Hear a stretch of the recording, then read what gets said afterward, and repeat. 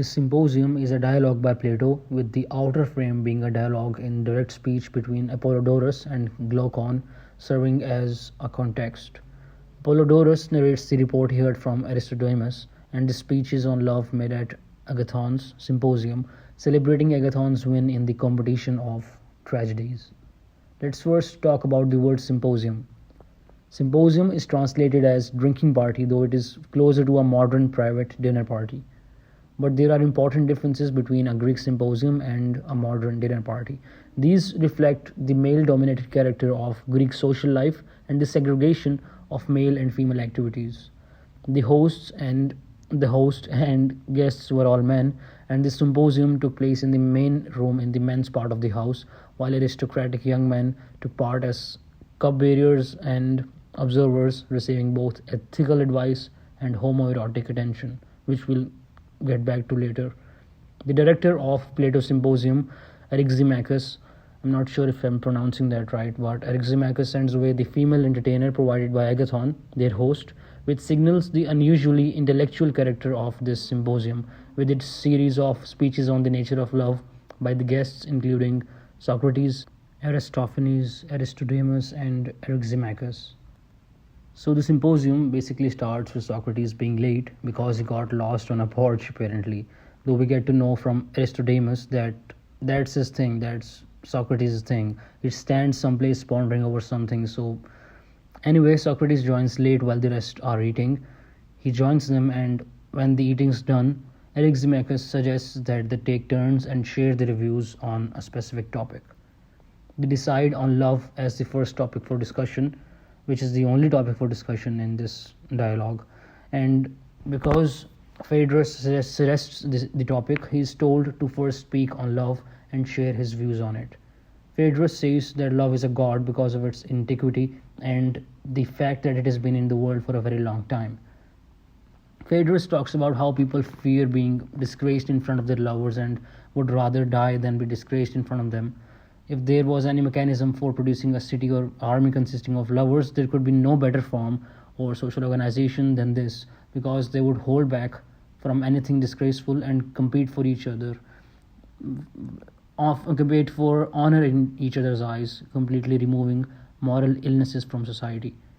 But the thing with the speech of Phaedrus was that he centered his speech around love for someone, and it kind of implied that love can only be love for someone and not for something.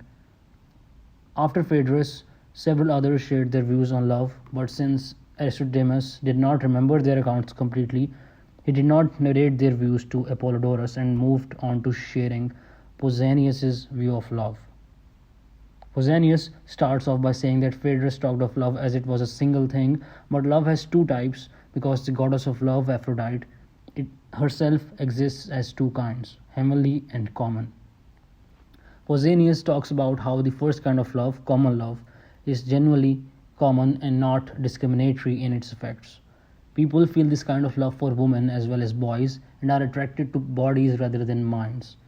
They are attracted to partners with the least possible intelligence because their sole aim is to getting what they want, and they do not care whether they do this rightly or not.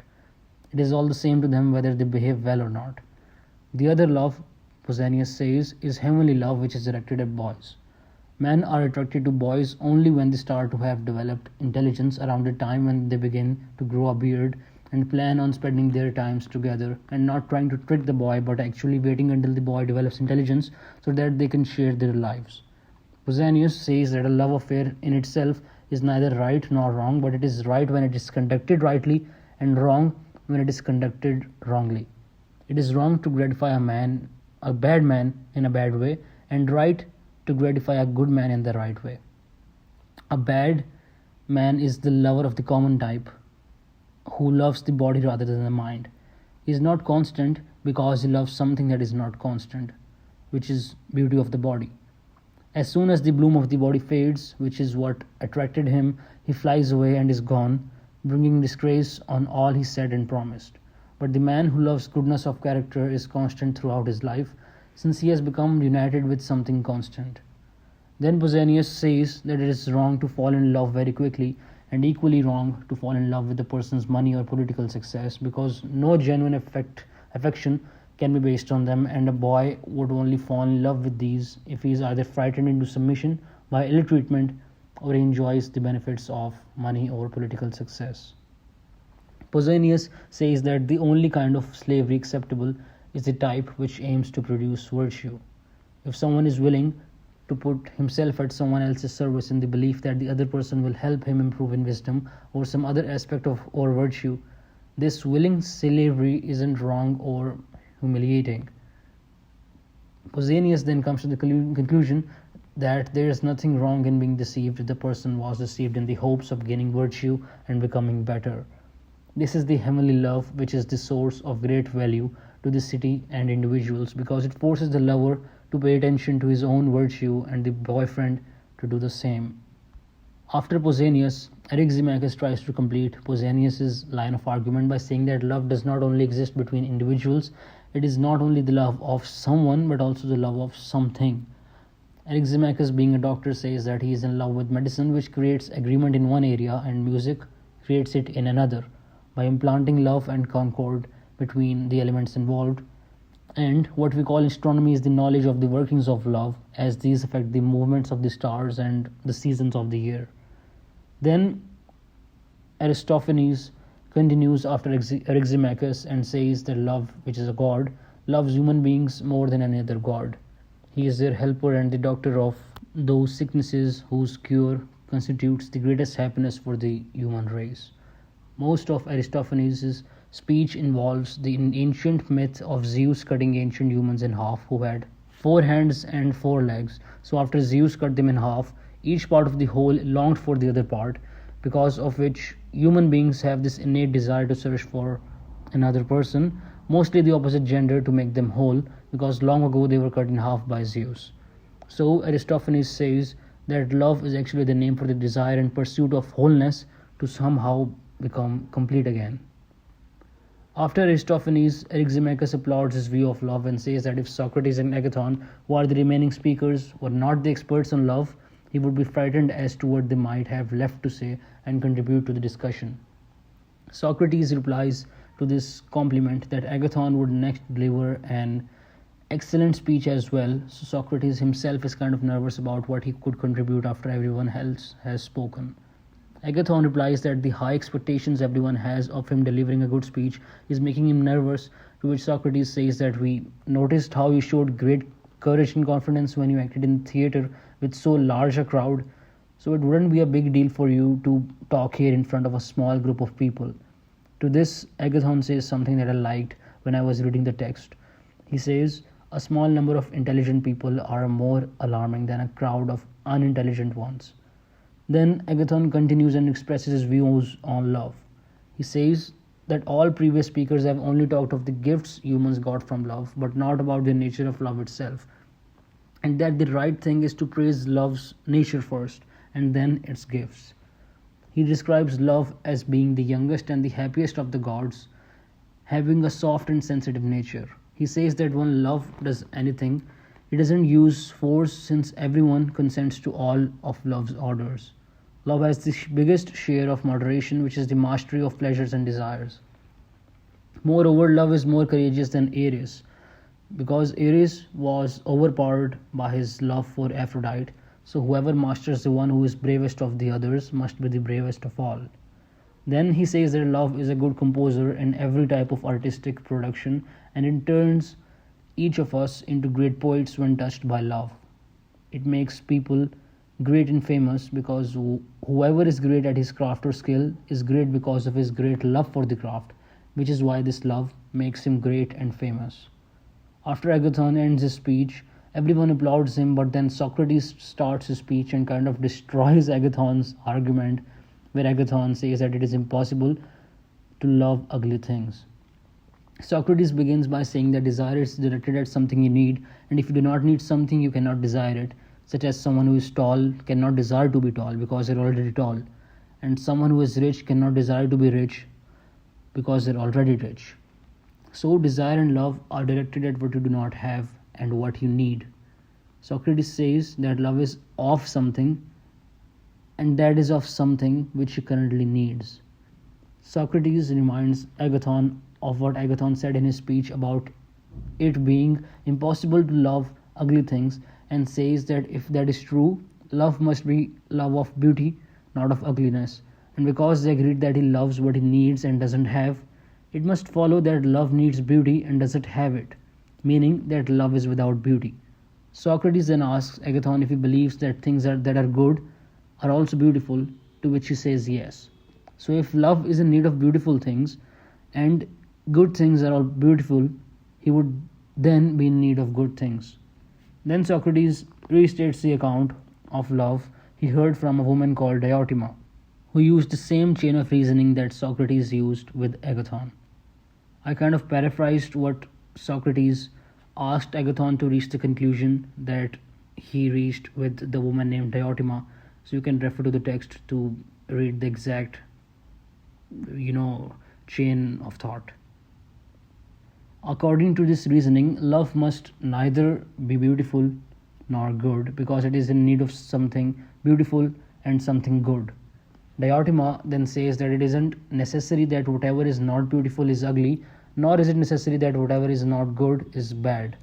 Diotima proves that love is not a god, as believed by most, because it must be that all gods are happy and beautiful.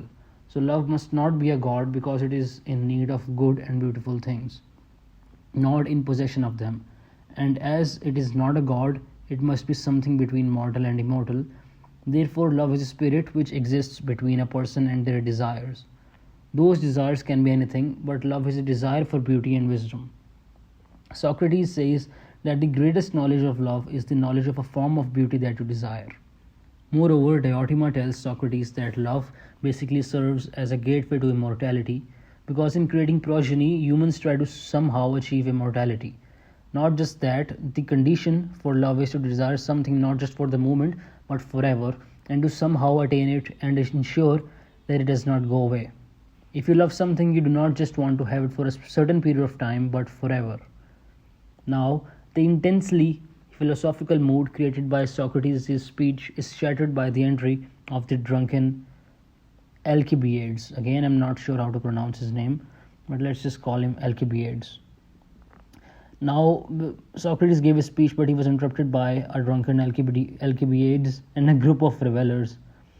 Alcibiades now elects himself symposiarch and makes others drink wine neat, and gives a eulogy of Socrates instead of love, talking about sexual intercourse between the two of them, though later this turns out to be about the absence of sexual intercourse between Alcibiades and Socrates. We can take something away from the fact that three people at this dinner party, including Alcibiades, who just broke into the room, were in love with Socrates and were in love with his wisdom. They desired to be more like him, and their love for Socrates was basically just a need for something in Socrates which they did not possess in themselves, which says a lot about the nature of love, to possess what you do not have. This symposium by Plato ends with most of the guests falling asleep, while Socrates and Aristophanes left around dawn. A marked feature of the symposium, as of early and middle Platonic dialogues, is the emphasis on sexual relations between males. This might be between an elderly man and a young boy who has not yet grown a beard, like Sigmund Freud says in his book, Three Essays on the Theory of Sexuality, that young boys who have not yet grown a beard are desired by some men because of their physical resemblance to women and some of their feminine qualities, but as they grow up, the older men's affection or sexual desire for them wears away. There is a particular feature in Athenian life which promotes eroticism between citizen males, while at the same time making it very problematic in itself. It is also one that the symposium helps to bring out. In classical Athens and in Greece generally, high status activities such as athletics, warfare, politics, philosophy, and rhetoric were exclusive to free males. Although the value of distinctive female activities was sometimes recognized, Greek conceptions of virtue and happiness centered on these high status male activities.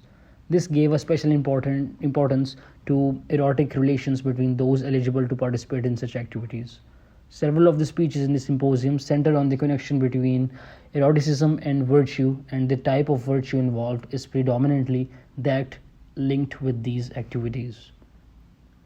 One thing I would like to criticize is that Pausanias repeatedly emphasized on the rationality of women, whether directly or indirectly, throughout his speech. According to him, or according to Greek mythology, because that's where he got his idea of two types of love from, because in Greek mythology, Aphrodite exists as two kinds of the goddess of love. Firstly, the common type, and secondly, the heavenly type. So, according to Pausanias and according to Greek mythology, common love is purely physical, while heavenly love is physical as love, but is only aroused by those who are capable of rational and ethical development, implying that women are non-rational because common love is only directed towards them and young boys, whereas heavenly love is directed only at males who have reached the age at which they're capable of developing rationality and virtue. Moreover, Pausanias represents the relationship of a man with a young boy in which the ethical education of the boy is exchanged for the sexual gratification of the man, characterized by the man's concern for sexual gratification and the boy's concern for his own ethical education. In ancient Greece, sex was not defined by the gender of the person, but instead was a function of active versus passive partner. There was no concept of gay or straight. These are modern terms that have come into use only within the past couple hundred years. A couple of other things worth considering are that from our time and culture, we cannot make moral judgments on ancient civilizations as different or seemingly aberrant as this may appear to modern day senses. Those societies must be seen through the lens of the people living there at that time. The term is moral relativism, coined by the philosophers who predated Socrates and Plato in ancient Greece. Lastly, all of these speeches except that of Socrates were somehow confined to being linked with Greek mythology and their belief in their gods. And it was also related to their own personal experiences, as Anaximachus centered his speech around the love for medicine, as he himself was a doctor, and Aristophanes centered his speech around a theatrical view of love, which were their own experiences with love, but not love itself. So their view was to some extent biased. What Socrates did was present a unique philosophical view of love by removing physical desires and thinking of love as the need for beauty and perfection of the soul by attaining wisdom. That was it for the Symposium by Plato. I tried my best to only give a summary of the book and not to give too much of my own analysis of the individual speeches, my own views on love, or what I think love is, and what it means to love, what it means to be loved, and what love in general is. I might make a video on that in the future, but for now I'm just focusing on giving summaries of concepts, giving summaries of topics. Like I basically made a video on a book by Sigmund Freud, which was my last video, 3 essays on the theory of sexuality. So I try to do that without giving my own views and just keeping it to the summary of the book itself. So yeah, that was it for this video, the Symposium by Plato. I'll see you in the next video.